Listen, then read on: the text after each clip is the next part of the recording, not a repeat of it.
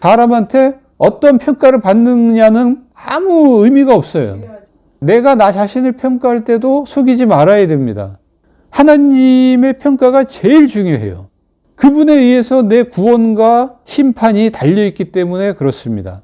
이사야서 48장에 보면 하나님께서 이스라엘에 대한 평가가 나옵니다. 1절에 보시면 이스라엘에 대해서 진실이 없고 공의가 없다 이렇게 평가하고 있고요. 4절에 보면 너는 완고하며 내 목은 쇠의 힘줄이고 내 이마는 노치다. 또 8절에 보면 너희가 배신을 했는데 모태에서부터 배역한 자다 그렇게 평가를 하고 있습니다. 그러면 이스라엘이 어떻게 살았기에 하나님께서 이러한 평가를 내리신 걸까요? 자, 1절에 보면 이스라엘 백성들은 여호와의 이름으로 맹세했다고 나옵니다. 그리고 하나님의 이름을 기념하면서 살았다라고 얘기하고 있어요.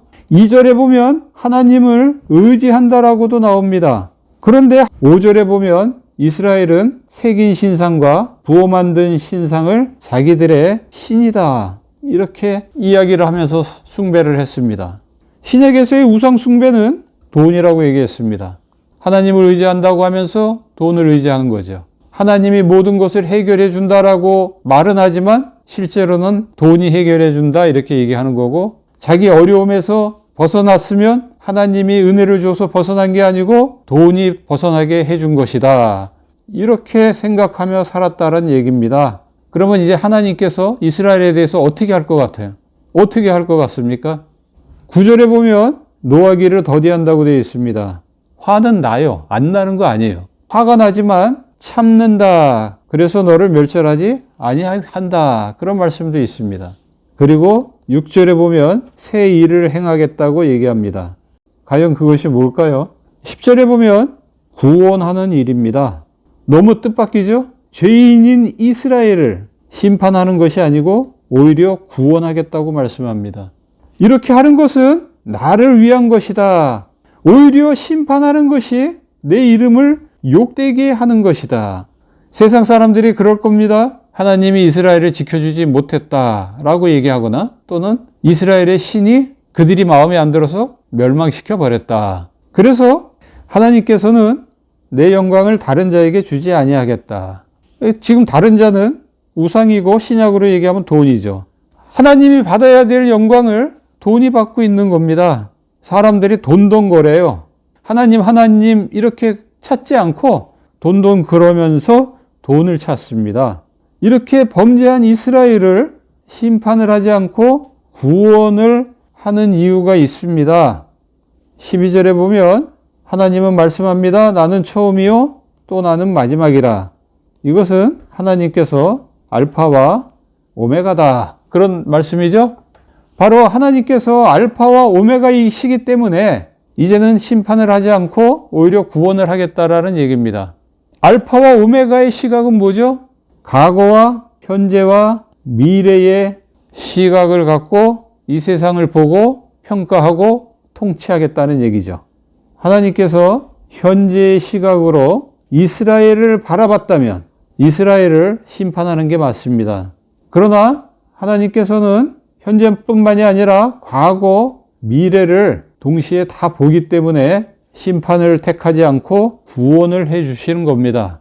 그러니까 오늘날 우리가 죄를 지어도 하나님께서 화내지 않고 참고 멸망시키지 않는 것은 현재 우리의 행위를 보기 때문이 아니고 알파와 오메가의 시각으로 보고 있기 때문이다.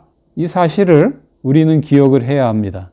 이렇게 하나님께서 알파와 오메가의 시각으로 보면 미래의 아주 중요한 사건을 보게 됩니다. 바로 17절에 나오는데요. 하나님은 너희의 구속자다 이렇게 말씀하고 있고요. 이스라엘의 거룩하신 이시다 그렇게 말씀하고 있습니다. 자, 구속자라는 것은 대신 값을 지불하고 샀다 그런 얘기입니다. 자, 그러면 범죄한 이스라엘 대신에 무엇을 값으로 내어주고 이스라엘을 다시 샀을까요? 그래서 그들을 심판 대신에 구원으로 이렇게 인도를 했을까요? 무엇을 내주었죠? 바로 예수님의 십자가입니다. 이것이 이사야서 53장에 나오는 내용입니다.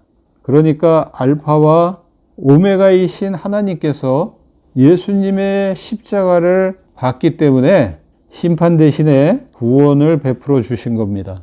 하나님께 감사해야 돼요. 이거를 깨닫는 자는 마음으로 하나님을 섬기게 됩니다. 그래서 하나님을 사랑하고 이웃을 사랑하게 돼요. 이웃을 사랑하기 때문에 그들의 멸망을 그냥 보고만 있을 수 없고 그래서 복음을 전하게 되는 겁니다. 예수님을 전하게 되는 거라고요. 결론입니다. 22절에 보면 여호와께서 말씀하시되 악인에게는 평강이 없다. 구원을 얘기하다가 갑자기 왜 이렇게 부정적인 그런 말씀으로 끝을 맺었을까요? 지금 쭉 분위기는 심판 대신 구원이잖아. 근데 결론은 악인에게는 평강이 없다. 이거 명제 하나로 딱 끝내버렸어요. 그냥 부정적인 말로. 그거는 뭐냐면은 이 예수님의 십자가를 통해서 이렇게 구원을 주는데 그럼에도 불구하고 예수님을 믿지 않고 계속 악인으로 머물면 평강이 없다. 즉 하나님께서 그 사람들한테는 복을 내리지 않는다.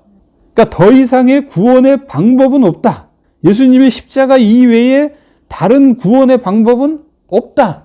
이거를 선언하는 것이 악인에게는 평강이 없다라는 얘기예요. 내 아들 예수를 믿지 않는 사람들은 구원받을 생각 꿈에도 하지 말아라.